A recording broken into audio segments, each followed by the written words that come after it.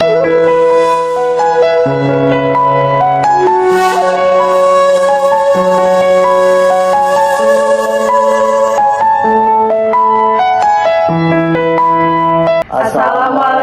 warahmatullahi wabarakatuh.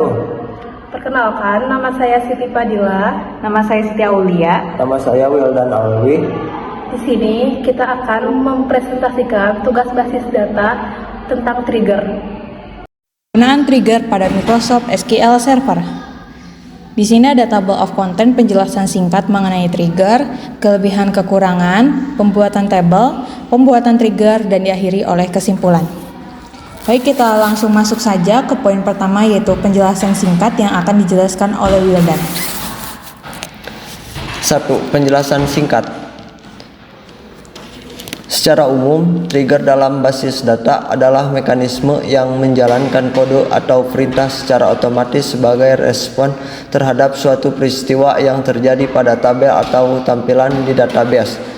Peristiwa ini biasanya melibatkan operasi seperti insert, update, dan atau delete. Trigger ini seperti tombol otomatis. Ketika ada sesuatu yang memicunya, triggered, maka dia akan menjalankan tugas tertentu. Baik, selanjutnya yaitu mengenai kelebihan dan kekurangan. Kelebihan dan kekurangan. Mendukung after trigger, insert of trigger, dan for trigger yang memberikan fleksibilitas yang besar. Dilengkapi dengan alat debugging bawaan di SQL Server Management Studio SSMS untuk mempermudah pengembangan dan analisis. SQL Server memiliki dukungan transaksi bawaan yang kuat, sehingga memungkinkan trigger untuk menangani rollback dan commit otomatis tanpa konflik. Implementasi MySQL. Implementasi trigger di MySQL dirancang lebih sederhana dan efisien untuk operasi ringan, cocok untuk proyek kecil hingga menengah. Struktur dan logika trigger di MySQL lebih mudah dimengerti oleh pemula, sehingga dipermudah pembelajaran. MySQL lebih ringan, sering digunakan di berbagai platform, termasuk yang berbasis web, sehingga trigger dapat dimanfaatkan untuk aplikasi lintas platform.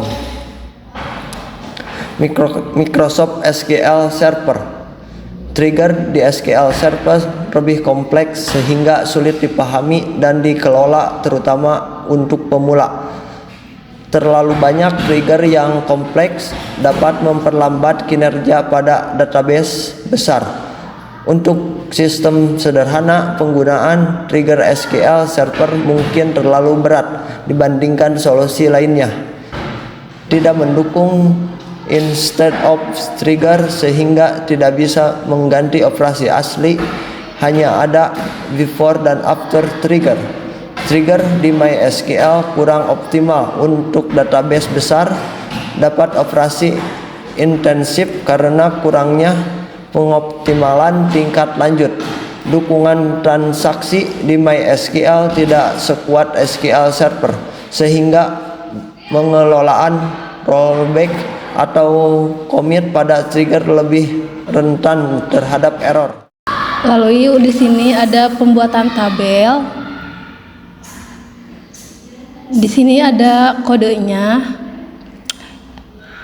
Varchar, tipe data untuk menyimpan teks atau string yang mendukung karakter Unicode, sehingga dapat menyimpan karakter dari berbagai bahasa di dunia, termasuk simbol atau aksen khusus. Di sini ada bahasa Inggris, bahasa Jepang, bahasa Arab, bahasa Mandarin. Selanjutnya, membuat tabel pembelian. Bisa dilihat kodenya. Lalu di default get date, jika tidak ada nilai yang diberikan saat memasukkan data baru, secara otomatis akan menggunakan tanggal dan waktu saat ini atau fungsi get date. Lalu date time, tipe data untuk menyimpan nilai tanggal dan waktu, misalnya 2024 12, 23, 14, 30, 00. Lalu selanjutnya membuat tabel log stock. Bisa dilihat kodenya.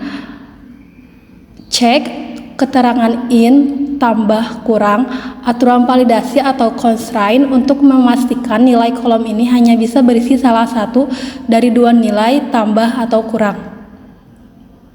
Lalu membuat tabel penjualan, bisa dilihat kodenya. Reference barang atau kode barang menghubungkan kolom kode barang di tabel log stock dengan kolom kode barang di tabel barang. Artinya, nilai di kolom kode barang di tabel log stock harus sesuai dengan salah satu nilai yang ada di kolom kode barang tabel barang. Ini menjaga konsisten data antara tabel. Baik, selanjutnya yaitu ke poin 4, pembuatan trigger. Nah, kira-kira bagaimana ya cara membuat trigger di SQL Server? Nah, kita membuat trigger untuk soal pertama, yaitu jika di input ke tabel barang dan kode barang sudah ada, maka ada keterangan kode barang sudah ada. Nah, di sini ada kodenya ya, create trigger trg underscore check underscore kode underscore barang.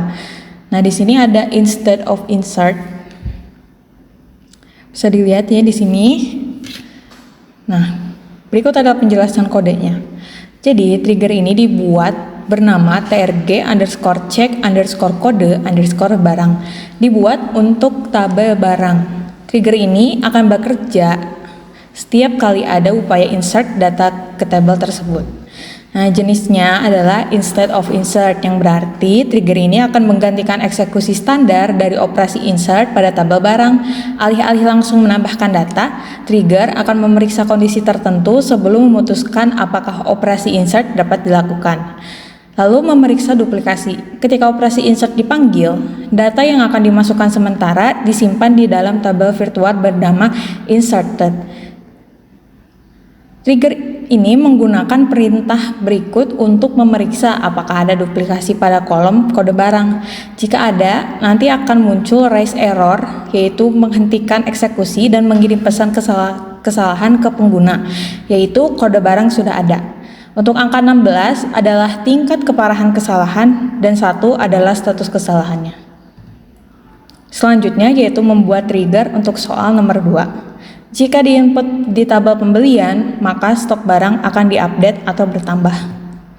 Nah, di sini ada kodenya.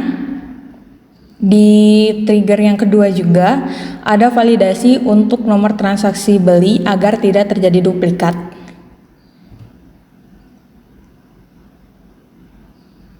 Lalu di kode sebelah sini itu akan mengupdate stok barang. Jadi konsepnya itu waktu kita input pembelian, artinya kita membeli barang untuk dijual. Jadi stok barang yang awalnya 0, waktu kita input data ke pembelian, misalnya 5, nanti stok barang yang sudah ada sebelum itu yang asalnya 0 jadi 5 dan akan dicatat di tabel log stock. Karena di sini ada mencatat perubahan stok log stock. Nah, untuk penjelasan kodenya, trigger ini memastikan bahwa nomor transaksi pembelian yang dimasukkan tidak terduplikat. Jika ada duplikasi, sistem akan menghentikan operasi dan memberikan pesan kesalahan. Jika nomor transaksi unik atau berbeda dari yang sebelumnya, trigger akan melanjutkan dengan memasukkan data pembelian ke dalam tabel pembelian, memperbarui stok barang di tabel barang, dan mencatat perubahan stok ke dalam tabel log stok untuk pelacakan perubahan inventaris. Dengan demikian, trigger ini menjaga integritas data transaksi, stok barang, serta riwayat perubahan stok secara otomatis dan terstruktur. Data yang ada di tabel insert akan dipindahkan ke dalam tabel pembelian, mencatat transaksi pembelian dengan nomor transaksi, kode barang, dan jumlah yang dibeli. Selanjutnya yaitu membuat trigger untuk soal nomor 3. Jika diinput di tabel penjualan, maka stok barang akan diupdate berkurang dan jumlah jual tidak boleh lebih dari stok barang. Jadi konsepnya itu, untuk tabel penjualan, kita menjual barang yang sudah kita beli, otomatis akan berkurang di tabel barang kita, stoknya. Terus kalau misalkan kita menginput data di penjualan, namun jumlah jualnya itu lebih dari stok, itu akan menghasilkan jumlah jual tidak boleh lebih dari stok barang. Nah, berikut adalah kodenya. Di sini dinamakan TRG_update_stock_penjualan. Di sini ada validasi juga untuk nomor transaksi jual agar tidak duplikat. Lalu selanjutnya ada deklarasi variabel. Lalu menggunakan kursor untuk mengambil data dari inserted. Di sini ada kode untuk looping untuk mengecek stok, untuk mengupdate stok. Oh ya, nah di sini juga ada validasi jika jumlah jual lebih banyak dari stok, tampilkan pesan error. Nah, lalu kode ini adalah update stok barang di tabel barang dan mencatat perubahan stok di log stok. Dan ditutup deklarasinya. Baik, selanjutnya penjelasan kode. Trigger ini melakukan beberapa langkah penting setelah transaksi penjualan dimasukkan. Memastikan bahwa tidak ada duplikasi nomor transaksi jual, lalu memeriksa apakah jumlah barang yang dijual tidak melebihi stok yang tersedia, lalu memperbarui stok barang di tabel barang dan mencatat perubahan tersebut ke dalam log stok untuk histori dan pelacakan. Dengan adanya trigger ini, sistem ini menjadi lebih aman dan menjaga integritas data transaksi dan stok barang. Di sini tadi kita melihat seperti declare cursor_insert cursor for itu mendeklarasikan kursor yang akan mengambil data dari tabel instead, yaitu kode barang dan jumlah barang. Open cursor_insert itu membuka kursor dan mempersiapkan untuk mengambil data. Fetch next from cursor_insert into add kode barang add jumlah jual, itu artinya mengambil baris pertama dari kursor dan menyimpannya ke dalam variabel kode barang dan jumlah jual. Nah, pasti masih bingung kan apa itu fetch dan kursor? Nah, untuk kursor itu mekanisme di SQL yang memungkinkan kita untuk mengambil data dari tabel atau hasil query secara bertahap. Jadi baris demi baris, bukan sekaligus. Nah, ini tuh sangat berguna jika kita ingin memproses data dalam urutan tertentu atau ketika kita membutuhkan logika pemrosesan yang lebih kompleks untuk setiap baris yang diambil. Secara umum, kursor digunakan dalam situasi di mana query SQL standar seperti select tidak cukup untuk kebutuhan logika aplikasi yang lebih canggih, seperti perulangan loop atau pemrosesan berbasis kondisi per baris. Nah, untuk fetch itu perintah yang digunakan untuk mengambil baris-baris data satu persatu dari kursor yang telah dideklarasikan sebelumnya.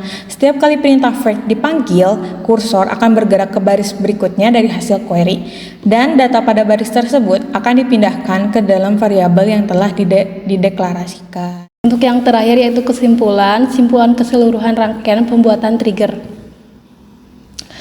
Secara keseluruhan, trigger dan kursor di SQL berfungsi untuk memastikan integritas data, mengotomatisasi proses pembuatan data, dan memastikan bahwa transaksi yang terjadi dalam database tetap konsisten dan valid. Simpulan seluruh alur pengerjaan. Yang pertama, pembuatan tabel barang, pembelian dan log stok, menyimpan data terkait barang, transaksi, dan perubahan stok, dengan pembatasan seperti primary key, foreign key, dan check constraint. Yang kedua, trigger otomatis melakukan validasi dan pembaruan data seperti mencegah duplikasi atau memperbarui stok setelah transaksi. Yang ketiga, validasi dan pengolahan data. Validasi di trigger memastikan transaksi valid dan stok cukup, membatalkan transaksi jika tidak terpenuhi. Log stok mencatat perubahan stok. 4. Kursor dan patch. Kursor dan patch merupakan data baris demi baris untuk kontrol lebih rinci meski lebih lambat. Yang kelima, raise error dan rollback. Raise error menghasilkan pesan kesalahan dan menghentikan eksekusi. Rollback membatalkan transaksi untuk memastikan konsistensi data. Sekian dari kami. Mohon maaf apabila ada kesalahan selama penyebutan, pengucapan, dan lain-lainnya karena kami masih dalam proses pembelajaran. Terima kasih. Wassalamualaikum warahmatullahi wabarakatuh.